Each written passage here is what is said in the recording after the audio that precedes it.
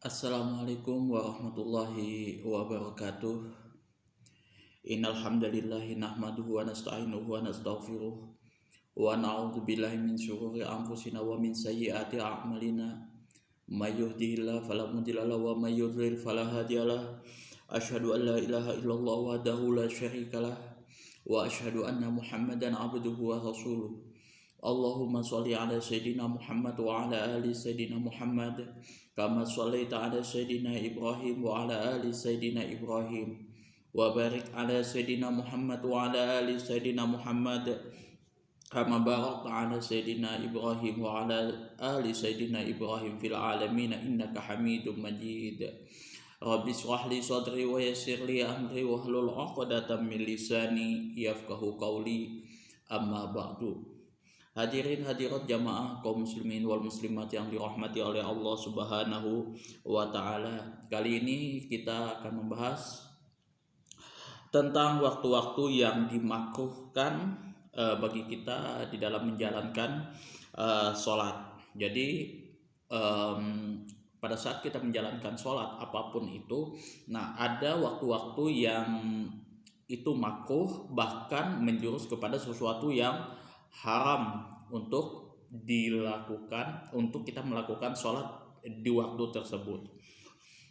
Nah, di sini akan dibahas secara detail, walaupun tidak menggunakan dalil-dalil, tidak menggunakan hadis-hadis, ya memang itu ciri khas dari kitab Fathul Qorib.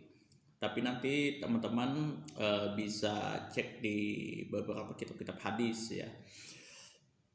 Dan kitab Fathul Qorib pun tidak menyalahi daripada Al-Quran dan Sunnah. Jadi kalau misalkan teman-teman sandingkan kitab Fathul Qorib dengan kitab Kifayatul Ahya, nah itu sejalan seirama di situ. Jadi hadis-hadisnya di situ diterangkan secara gamblang di dalam kitab Kifayatul Ahya. Tetapi kalau di sini dia tidak jelaskan secara detail tentang dalil-dalil yang melandasi pemikiran Abu Suja, ya kan? Karena ya di sini memang betul-betul dia jelaskan secara detail ya berdasarkan istimbat fikihnya saja, tidak menyeluruh dia membahas masalah dalil. Kalau misalkan teman-teman mau cari dalil apa saja dalil-dalil yang melandasi pemikiran Abu Suja itu adanya di dalam kitab Kifayatul Ahya. Ya, sebagaimana yang sudah saya jelaskan sebelum-sebelumnya.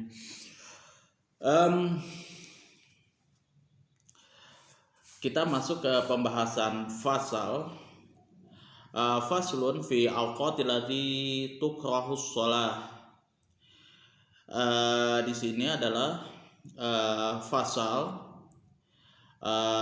fil awqati yang menerangkan tentang waktu-waktu allati tukrahus shalatu yang dimakruhkan bagi kita sholat fiha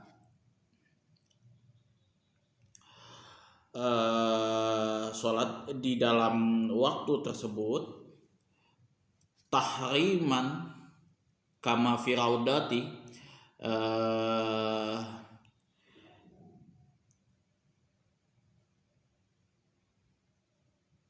yang mana juga di sini disebutkan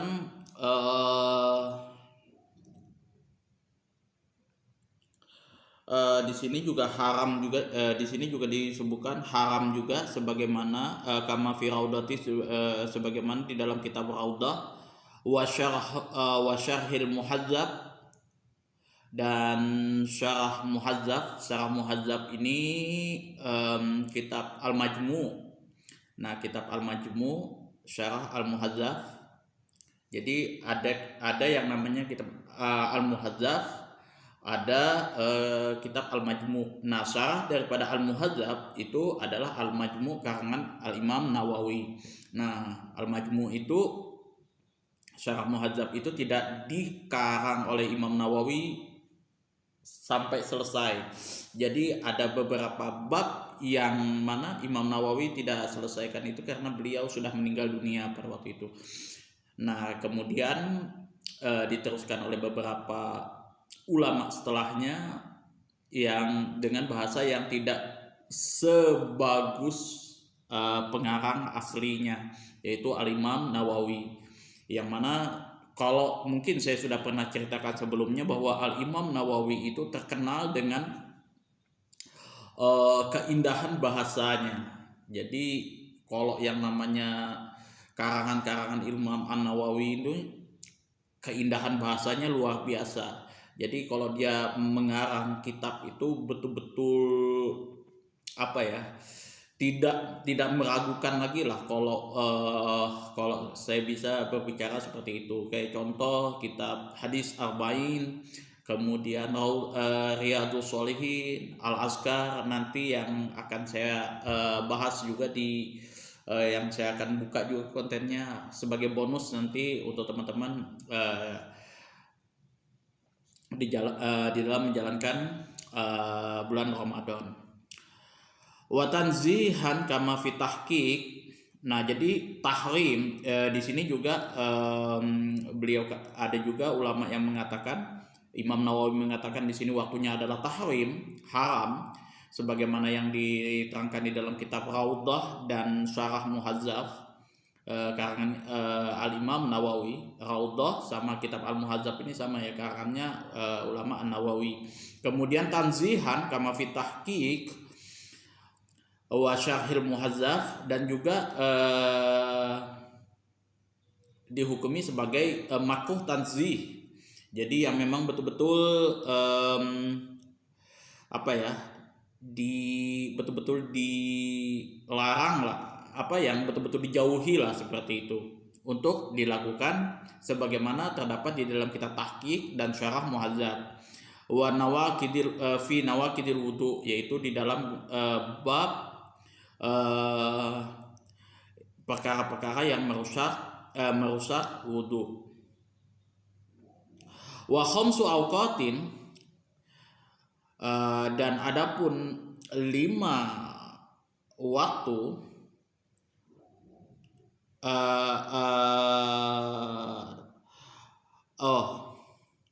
adapun waktu-waktu yang tidak boleh dikerjakan di dalam sholat tersebut,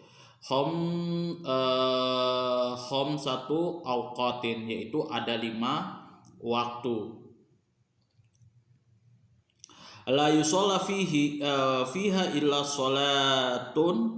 salatun laha sababun, yang mana pada 5 waktu ini tidak boleh kita mengerjakan sholat kecuali sholatun laha sababun, kecuali sholat yang mempunyai sebab. Nah, imma mutaqaddimun,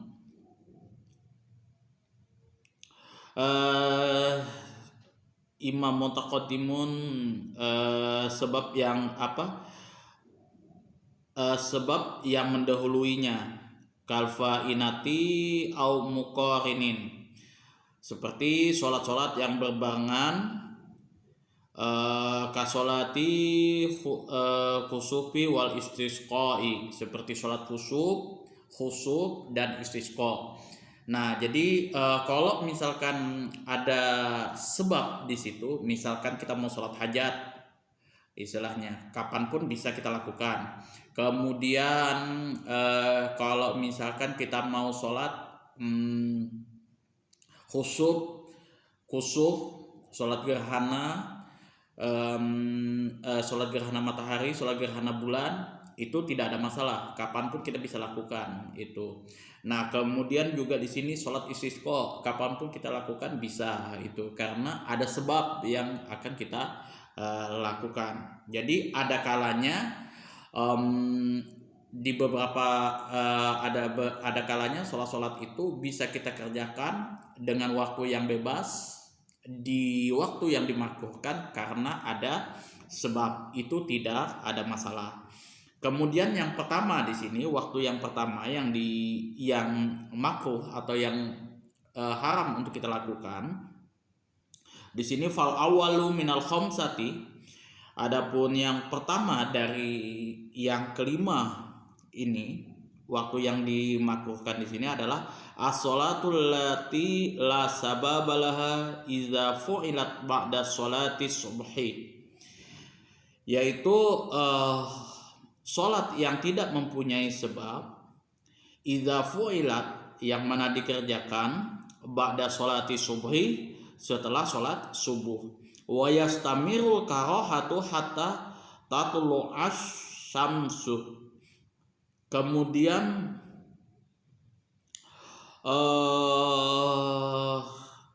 tetap menjadi makruh di sini sampai terbitnya matahari. Jadi ketetapannya itu tetap menjadi makruh sampai terbitnya matahari. Jadi setelah sholat subuh sampai terbitnya matahari itu makruh kita mengerjakan sholat di antara waktu tersebut itu. Jadi kayak misal contoh sholat ba'da subuh, sholat ba'diyah sesudah subuh itu juga tidak ada di situ. Jadi ada beberapa ulama yang membid'ahkan hal itu apabila kita lakukan. Jadi apapun itu ya kita sholat itu upayakan sesuai dari kaidah fikih. Jadi jangan sampai kita sholat itu melampau dari apa-apa yang sudah ditentukan oleh Allah dan Rasulnya. Karena apa? Kalau kita melampau tanpa mengetahui dalilnya, tanpa mengetahui ilmunya, maka semua yang kita lakukan itu tidak akan ada hasilnya, malah ya itu nanti bisa akan menambah dosa bagi kita. Jadi pemikiran teman-teman yang harus dirubah di dalam kita mengerjakan segala sesuatu itu bukan dari banyaknya kita berbuat, tetapi kualitas dari sesuatu yang kita lakukan itu. Jadi misalkan sholat sunat kayak gitu. Nah ini kita sudah perhitungkan, misalkan sholat sunat apa yang mau kita lakukan, dalilnya seperti apa, mungkin seperti itu kan, fikihnya seperti apa. Nah baru kita lakukan. Kalau misalkan itu masih setengah-setengah, kita belum tahu, belum diajarkan oleh beberapa ustadz, maka jangan dilakukan, karena itu ya sia-sia bagi kita. Itu mending kita melakukan hal-hal yang lain. Misal di antara kita nggak bisa melakukan sholat duha seperti itu, tapi kita bisa melakukan hal-hal yang lain. Kita contoh bekerja kayak gitu. Di dalam kita bekerja tadi kita bersedekah dengan orang yang membutuhkan. Kemudian kita bisa lakukan hal-hal yang lain yang lebih bermanfaat seperti membangun jalan, gotong royong dan lain sebagainya. Itu adalah sesuatu hal yang nantinya akan dihitung pahala oleh Allah Subhanahu wa Ta'ala. Dan kalau misalkan kita melakukan segala sesuatu yang hitungannya mendapatkan pahala, usahakan jangan sampai habis pada saat kita hidup saja, tetapi upayakan itu terus mengalir sampai kita akhir hayat gitu, sampai sudah kita meninggal itu akan terus mengalir. Contoh mengajar seperti itu kan, menjadi guru. Nah itu akan terus mengalir selama ilmu kita disebarkan oleh orang, walaupun disebut apa tidak disebut nama kita akan ilmu kita akan terus mengalir. Kemudian sodakoh jariah, kita menyedekahkan kayu untuk pembangunan jembatan. Itu kan pokoknya ini aku kasih kayu aja untuk kalian, nanti kita bikin jembatan. Nah itu akan terus mengalir pahala kita seperti itu. Wasani, dan yang kedua di sini as-sholatu inda tulu'iha, Jadi mengerjakan sholat ketika matahari terbit. Fa idza tala'at hatta tatakamala wa tartafi'a qadra rumhin fi ra'il aini. Yani ketika matahari itu telah mulai terbit sampai sempurnanya matahari tersebut. Jadi antara jam 11 lah seperti itu. Nah, antara jam 11 itu kita tidak boleh melakukan sholat di situ sampai sampai sempurnanya matahari tersebut. Sempurnanya itu maksudnya pas ini, dan dia hatta tatakamala wa tartafi'a qadra rumhin fi ra'il ain. Jadi dia pas tegak seperti ini ya, kalau dia ini, nah dia agak condong sedikit seperti itu. Jadi dia agak ketika dia ini bayangannya ini pas sejajar, kita tunggu sampai dia agak sedikit memanjang sedikit. Jadi dia mataharinya agak condong sedikit seperti ini. Nah, itu baru kita boleh melakukan sholat. Jadi antara jam 11 sampai setengah satuan lah itu baru kita boleh mengerjakan sholat. Jadi diantara itu kita tidak boleh mengerjakan sholat. Jadi kalau waktu duha itu antara jam 10 lah sampai jam 12 itu kita tidak boleh melakukan sholat. Jadi tunggu habis azan, pas azan, nah baru kita melakukan sholat. Wasalisu as-sholatu idza stawat hatta tazula. Yang ketiga adalah sholat yang dikerjakan ketika matahari tegak sampai condong dari tengah-tengah langit. Jadi ini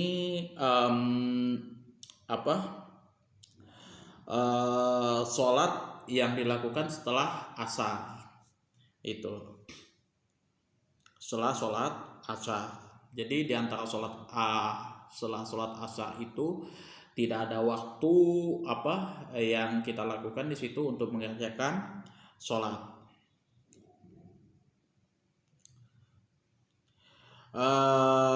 Anwar sotis samai wa yustasna min zalika yaumal jum'ati fala tuqrahu sholat waqtul istiwa wa kadza haruma makkatal masjid wa ghairuha. Salah ini. Dalam sholat yang dikerjakan ketika matahari tegak sampai condong di tengah-tengah langit. Dalam hal ini dikecualikan pada sholat hari Jumat di waktu matahari tegak di atas, maka tidak dihukumi makruh. Nah, falat takrohu, maka tidak dihukumi makruh, ini dikecualikan pada hari Jumat. Jadi ini masih sholat sebelum sholat zuhur.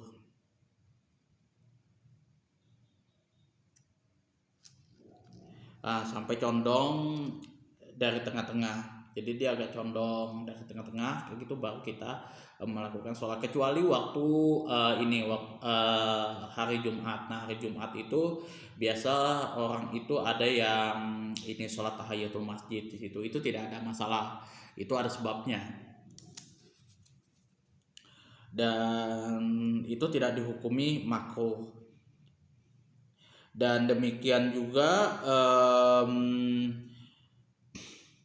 as-sholatu waqtul istiwa wa kadza harumat makkatal masjida wa ghairuhu.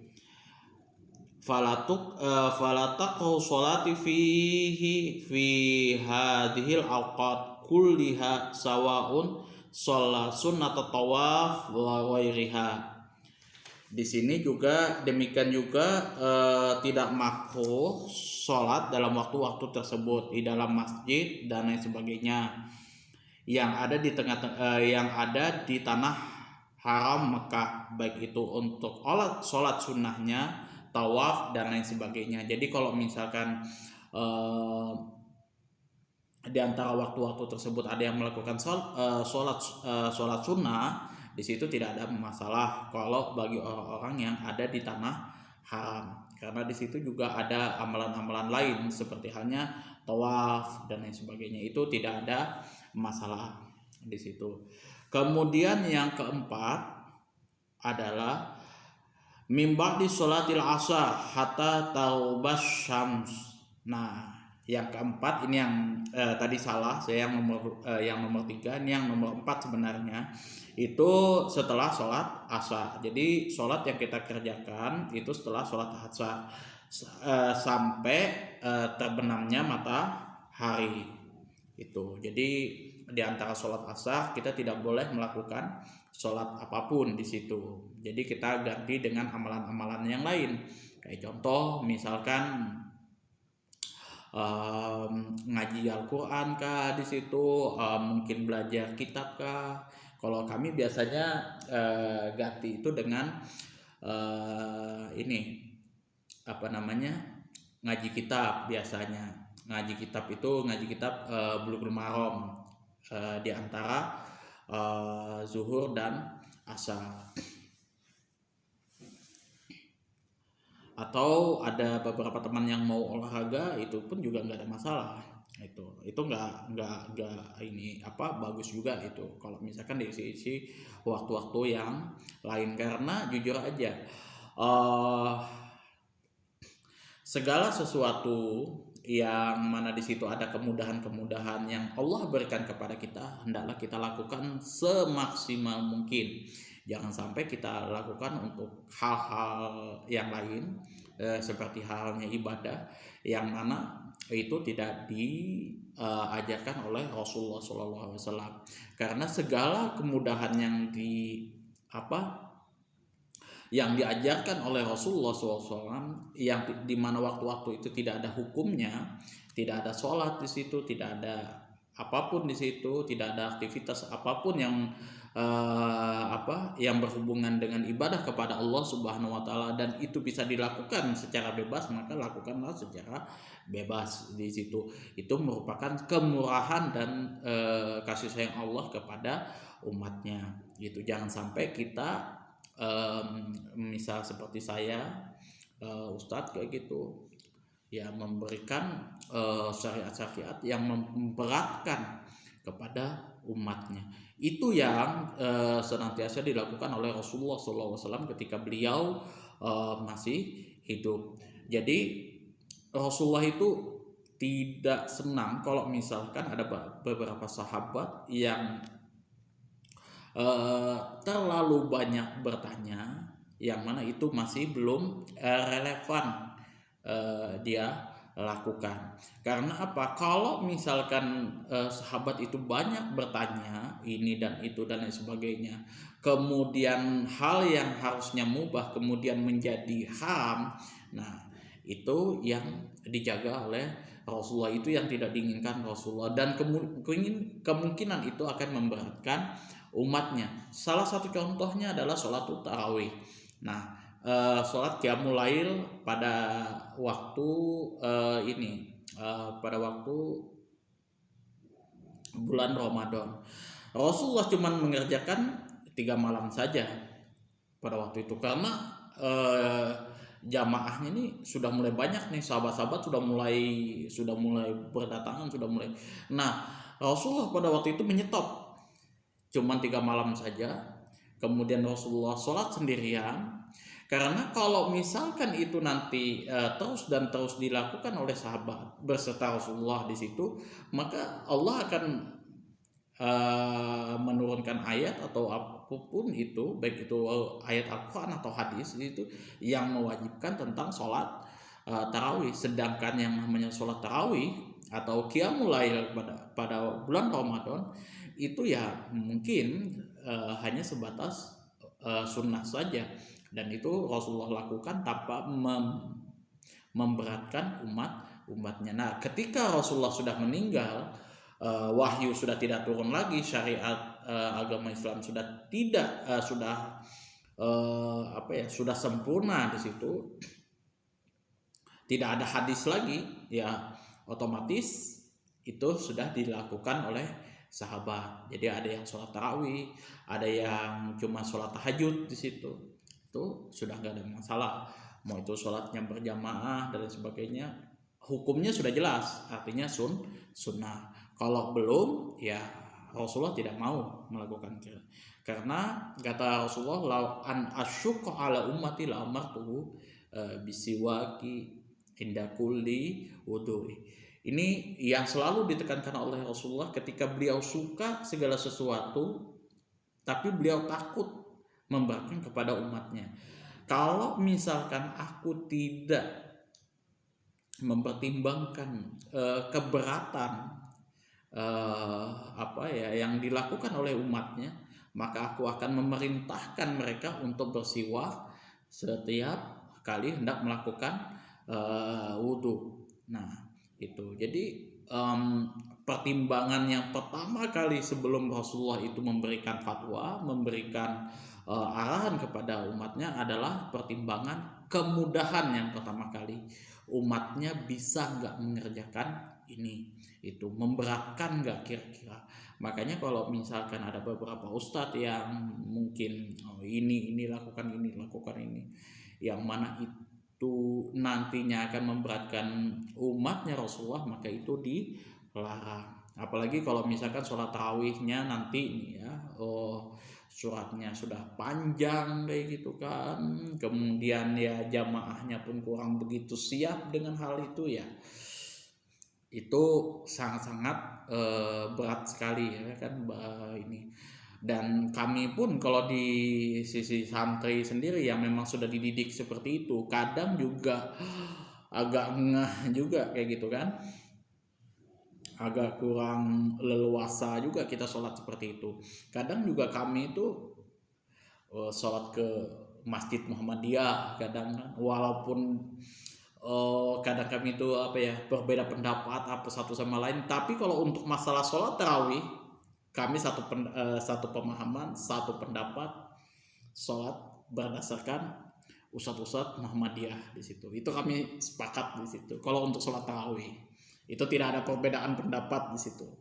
Semua sama. Walaupun dalil kita berbeda pendapat. Ini yang 27, yang berapa rakaat ya gitu. Tapi ketika aplikasinya sudah ala sholat Muhammadiyah itu sudah. Itu beda lagi, itu beda lagi konteksnya.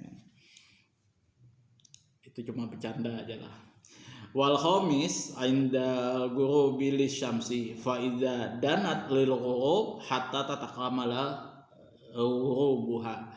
Yang kelima adalah mengerjakan sholat di waktu matahari terbenam, yaitu ketika matahari sudah mendekati terbenam sampai sempurna terbenamnya tadi itu. Jadi ketika matahari terbenam itu jangan sampai kita melakukan sholat di situ sampai sempurna terbenamnya. Jadi di sini terbenamnya matahari itu ya setelah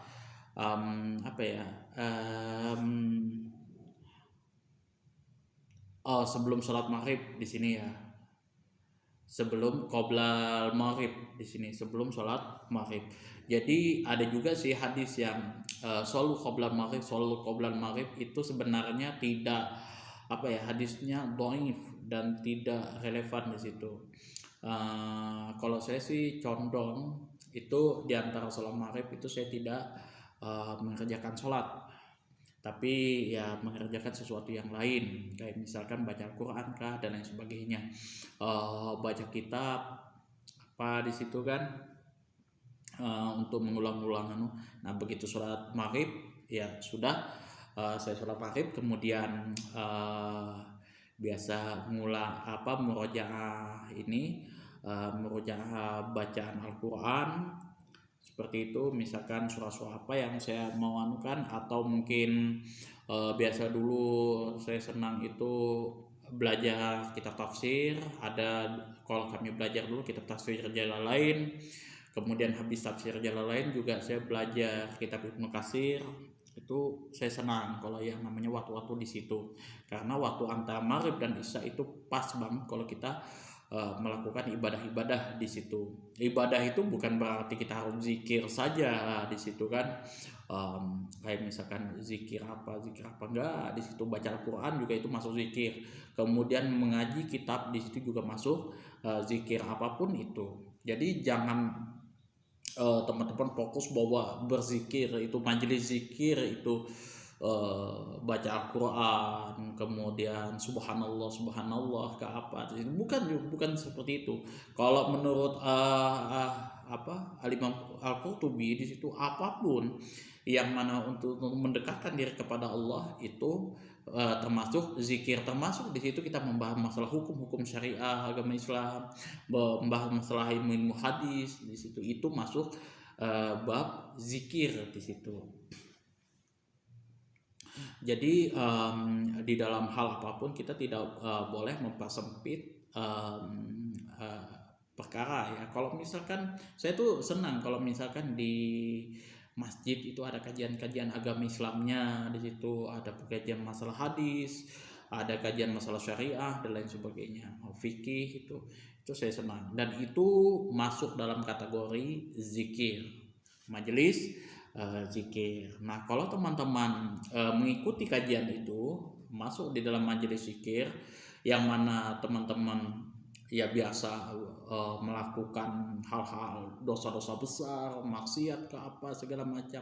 Satu kali aja teman-teman masuk di situ, maka semua dosa yang sampean lakukan itu dihapus oleh Allah Subhanahu wa Ta'ala, mengikuti daripada orang-orang yang biasa melakukan majelis zikir tersebut. Karena itu ada dalilnya di dalam kitab ini Sahih Muslim. Di dalam kitab Sahih Muslim keutamaan tentang mengikuti majelis zikir. Nah, di situ laporan dari malaikat Jibril waktu itu datang, dia mencari majelis zikir, dia hentangkan sayapnya. Nah, pada waktu itu dia temukan tuh ada majelis zikir. Kemudian dia naik lagi ke atas, setelah selesai, kemudian Allah menanyakan kepada malaikat Jibril, wahai malaikat Jibril, apa yang kamu lakukan? Di situ, kamu dari mana? Katakanlah seperti sekarang kayak gitu, saya menemukan ada orang yang berzikir di situ. Kemudian ya singkat ceritanya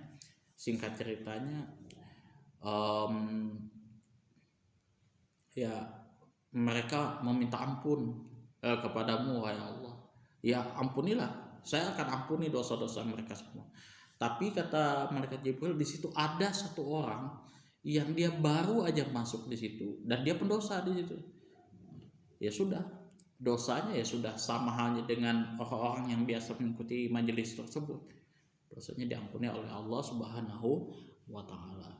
Itu keutamaan teman-teman kalau mengikuti majelis-majelis ilmu, majelis-majelis zikir dimanapun teman-teman ikuti. Jadi kalau misalkan teman-teman ada misalkan mengikuti kajian Ustadz Adi Hidayat kah, Ustadz Abdul Somad kah, Ustadz yang lain kah, baik itu yang levelnya tinggi ataupun tingkat rendah, itu ikuti saja.